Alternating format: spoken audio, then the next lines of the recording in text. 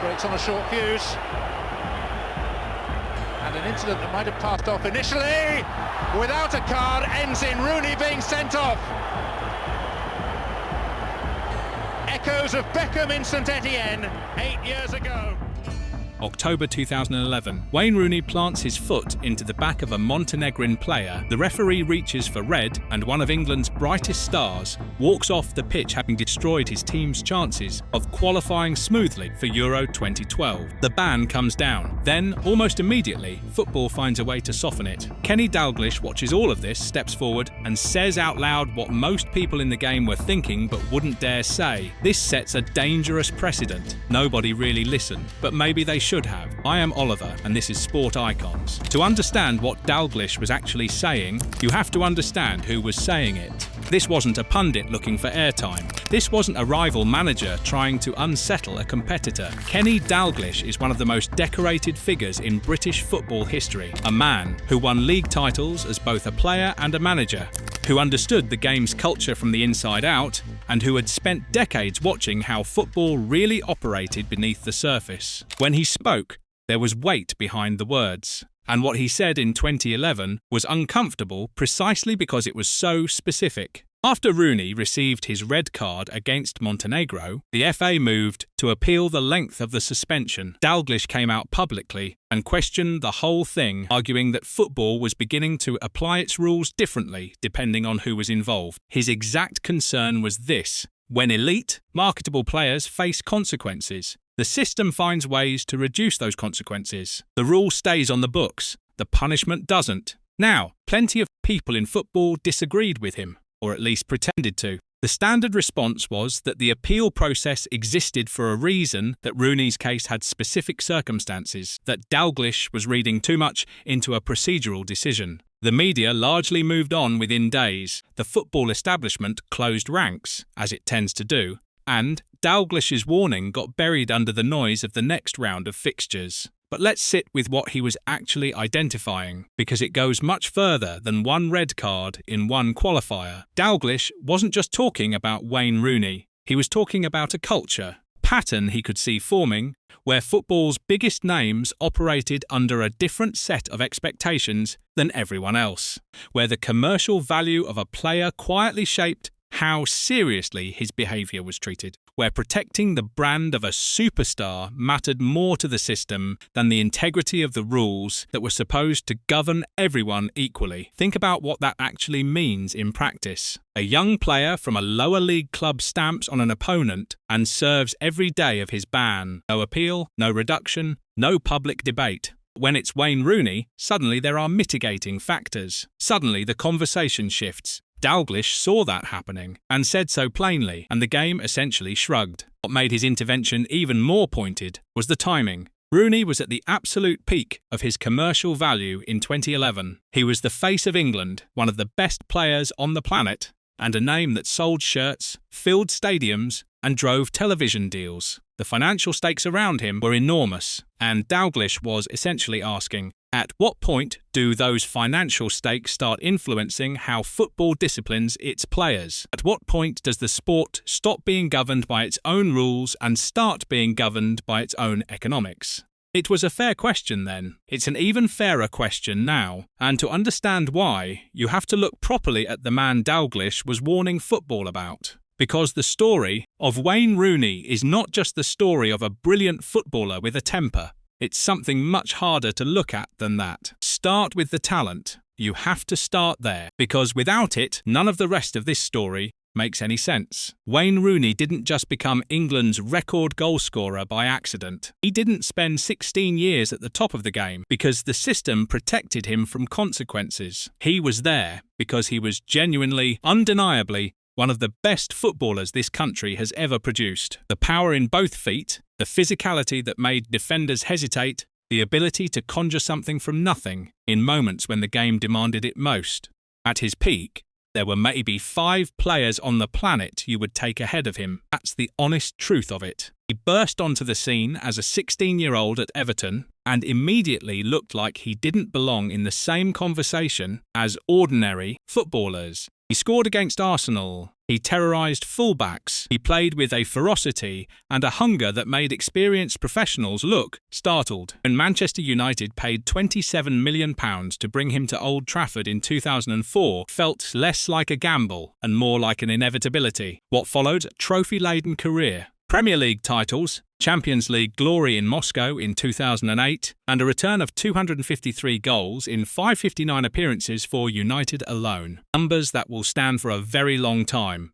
But running alongside all of that brilliance, from almost the very beginning, was something else entirely. A fuse that never seemed to get any longer to how much time passed or how much he was supposedly managed through it. You could see it in the way he'd react to a foul, the jaw tightening, the eyes shifting, and sometimes that's where it would stop. But too often it didn't. The 2006 World Cup gave the world one of the clearest examples. England versus Portugal in the quarter-finals, a match that already carried the weight of expectation that always seemed to follow that generation of English players.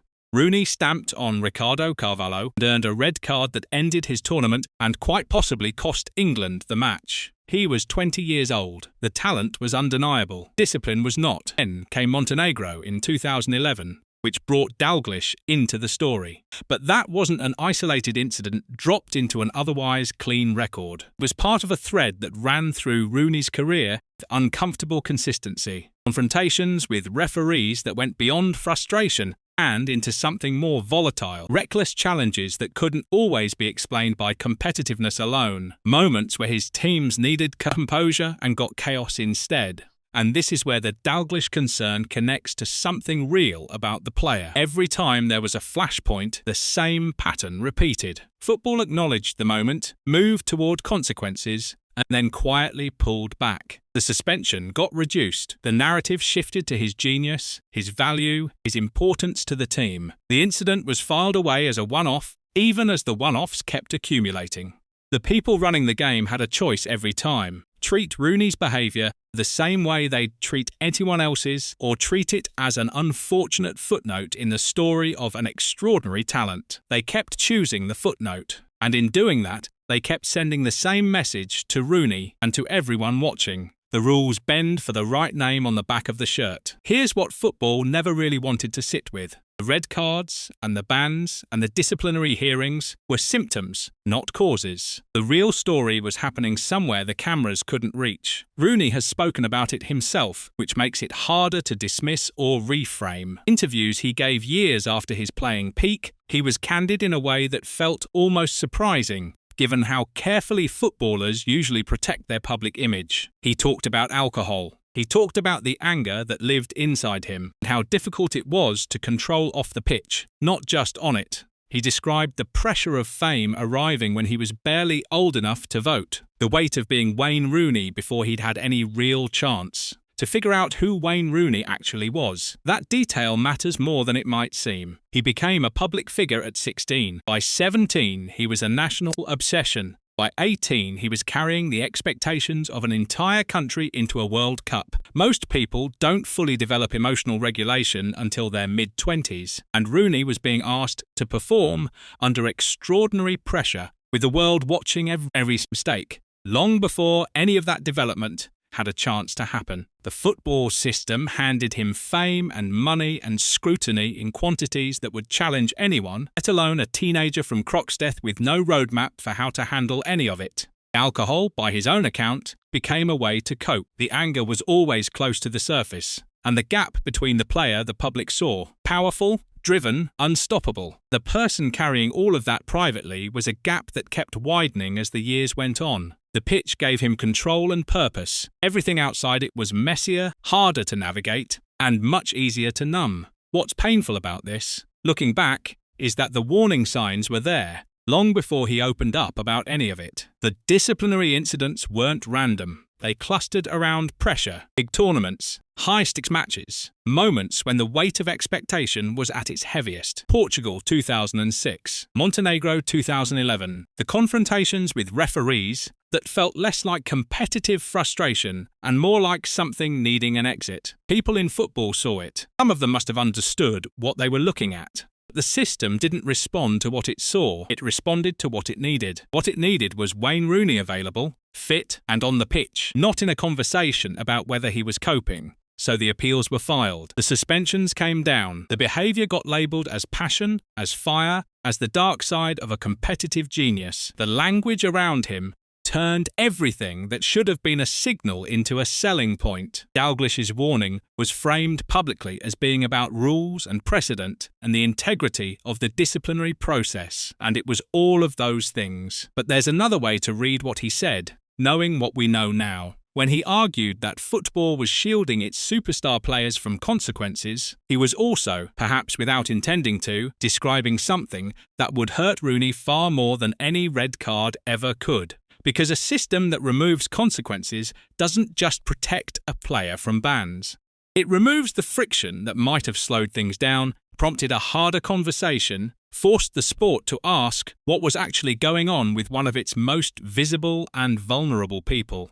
Nobody asked those questions when it might have helped. And when the playing days finally ended, Rooney walked into the next chapter of his life, carrying everything the sport had failed to address, and the weight of it followed him straight into management. Management was supposed to be the second act, the part where the footballer, who'd seen everything, translates that experience into something constructive, steps into a dugout, and finds a new purpose once the playing days are done. For some, it works. For Rooney, it became something far more uncomfortable to watch. His coaching career started with a degree of optimism. He'd earned his badges, he'd talked thoughtfully in interviews about tactics and leadership. And there was a version of this story where the intensity that had defined him as a player became an asset in a dressing room. Derby County gave him his first real opportunity, first as player-manager in January 2020, and then as full-time manager when he retired from playing later that year. The club was already in deep trouble financially, and the situation was close to unmanageable before he'd taken a single session. He kept them up in his first season, and there were people who looked at that and said, maybe he's got something here. But Derby's financial collapse overtook everything. The club went into administration, was eventually relegated, and the whole episode became so tangled in ownership chaos and legal disputes that judging Rooney's contribution to it fairly was almost impossible. He left in June 2022, and the circumstances were muddied enough that his exit didn't land as a clean verdict either way. Birmingham City was different. There were no extenuating factors large enough to absorb what happened there. He took charge in October 2023, the club in the Championship, and under new American ownership that had arrived with considerable fanfare. The expectation was stabilisation, some direction, a sense that things were heading somewhere. What followed instead was a run of results that left supporters bewildered and increasingly vocal. Birmingham won one of his first 10 league matches in charge. Performances drew sharp criticism, not just from fans in the stands, but from pundits and former players who struggled to identify a clear idea behind the team's play. Atmosphere around the club deteriorated quickly. There were reports of unrest, of a dressing room that wasn't responding to his methods, of a manager who commanded respect because of who he'd been, finding it harder to convert that respect into results. The questions being asked publicly mirrored the ones that had always sat just beneath the surface of his story. Could someone who spent his career playing on instinct and raw emotion build something structured and sustained? Could a man who'd found emotional regulation so difficult for so long ask a group of professional footballers to stay calm, stay organised, stay together when the results weren't coming? He was sacked in January 2024, after just 3 months in the job.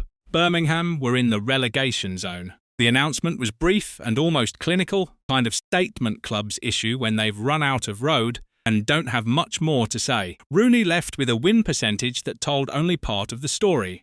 The harder part was the feeling, among those watching, that something had unravelled in a way that went beyond formations and transfer windows.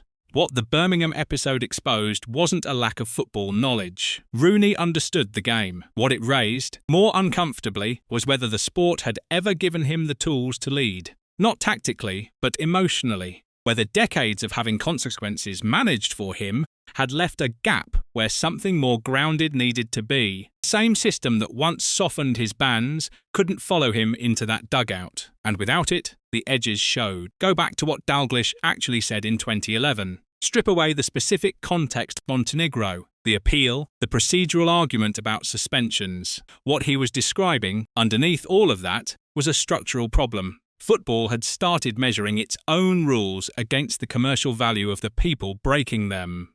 The bigger the name, the softer the landing. That pattern didn't stop with Rooney. It became more visible, more normalised, more embedded in the way elite football operates. The gap between what the rulebook says and what actually happens to a superstar when he crosses a line has only widened in the years since. Broadcast deals worth billions now depend on certain names being available, visible, and marketable. Clubs carry commercial obligations to sponsors and global fan bases that make a lengthy ban for a key player feel like a financial emergency. So the appeals get filed, the legal teams get expensive, and the FA finds itself weighing sporting integrity against the economics of a product it also benefits from selling. And Rooney's story sits at the centre of it. Not as the worst example, as the clearest one. A player whose talent was protected so consistently and so completely that nobody in a position of authority ever had to ask the harder question, sitting right behind it.